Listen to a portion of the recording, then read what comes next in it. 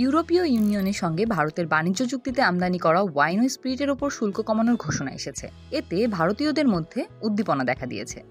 বিশেষ করে ভারতে ওয়াইন ও স্পিরিটের ভোক্তা ও মদ আমদানিকারকেরা এতে বেজায় খুশি। ২৮ জানুয়ারি হওয়া এই চুক্তিকে স্বাগত জানিয়েছে তারা। এই চুক্তিতে বেশ কিছু গুরুত্বপূর্ণ খাতে শুল্ক কমানো হয়েছে।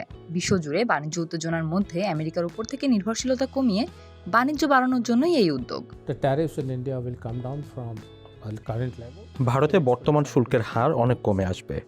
উদাহরণস্বরূপ স্পিরিটের ওপর এই মুহূর্তে 150% শুল্ক রয়েছে, যা তাৎক্ষণিকভাবে কমে 75% দাঁড়াবে। এটি আন্তর্জাতিক ব্র্যান্ডগুলোর জন্য ভারতীয় বাজারে প্রবেশের সুযোগ তৈরি করবে, যার ফলে প্রতিযোগিতা বৃদ্ধি পাবে এবং ক্রেতারাও অনেক বেশি বিকল্প পাবেন।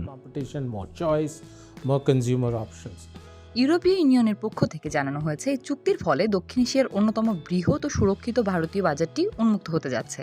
দিল্লি তাৎক্ষণিকভাবে ওয়াইনের উপর 150% শুল্ক কমিয়ে 75% নামিয়ে আনবে, যা পর্যায়ক্রমে 20% নামানো হবে। এছাড়া স্পিরিটের উপর শুল্ক কমিয়ে 40% আনা হবে বলে জানিয়েছে ইইউ।